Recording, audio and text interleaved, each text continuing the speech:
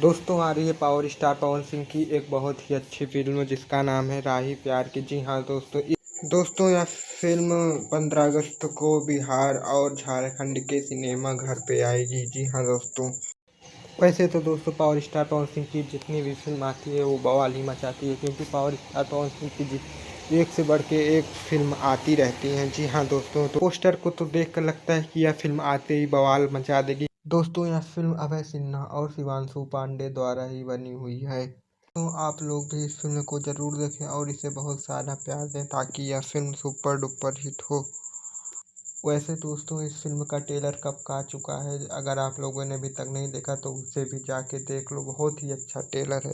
दोस्तों आज तक के लिए इतना ही, फिर मिलता हूँ नेक्स्ट वीडियो में। अगर आप लोगों ने अभी तक चैनल को सब्सक्राइब नहीं किया तो चैनल को सब्सक्राइब कर दिए। मैं अपने इस चैनल पर इसी तरह की वीडियो लाता रहता हूँ। फिर मिलता हूँ दोस्तों नेक्स्ट वीडियो में, तब तक के लिए जय हिंद जय भारत।